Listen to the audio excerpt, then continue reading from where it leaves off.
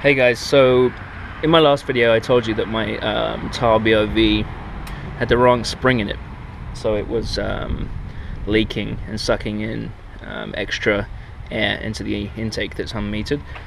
So what I've done is, it was resucked before over here, see if you can see that. So I plugged it off and then I cut some of the stock hose, which is this part here. It went like that, and I cut that off, and then I used the Boomba Racing adapter and have it sitting in the stock pipe there, but it's now running VTA, or venting to atmosphere.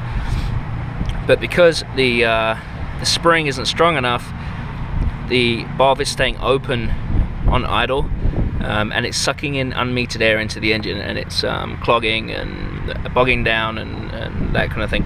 So I'm going to show you how to change the spring in the Tial QR BOV. Okay, so now we have our Tial QR.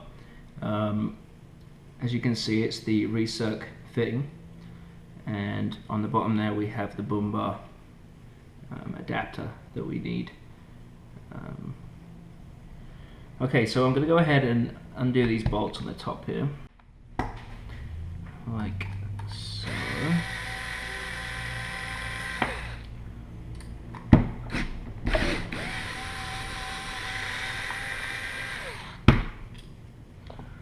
And then I'm going to leave two opposites in there.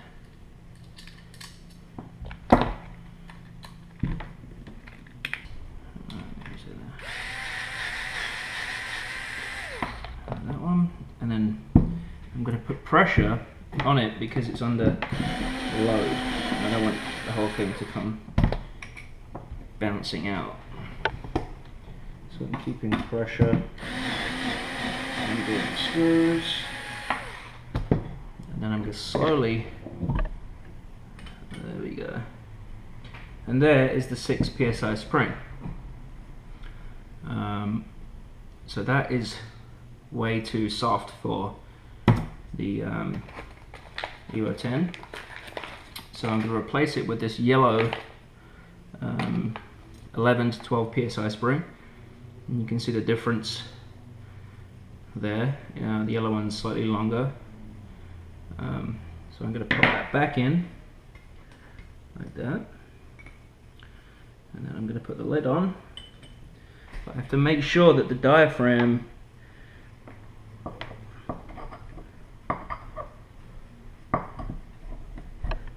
oh my god, that's it.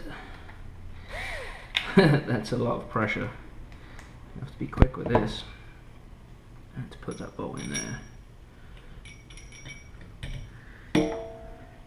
Okay, make sure it's all aligned, and then push.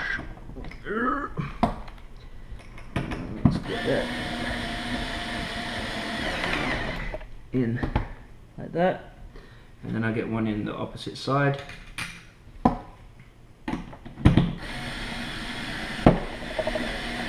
Like that, and then all I have to do is go around the side and check that that diaphragm in there isn't poking out, that orange rubber diaphragm, and it's not, so I can go ahead and start tightening up the screws again.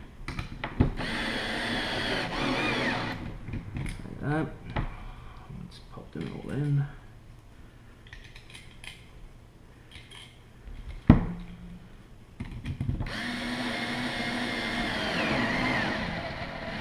It's nice and tight.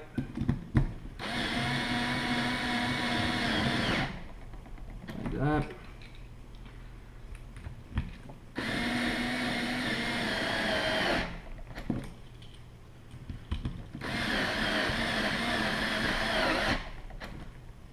Is that all of them? I think so. Nope, there's one more. There you go. Alright, now I'm just going to hand tighten it to make sure that they are secure.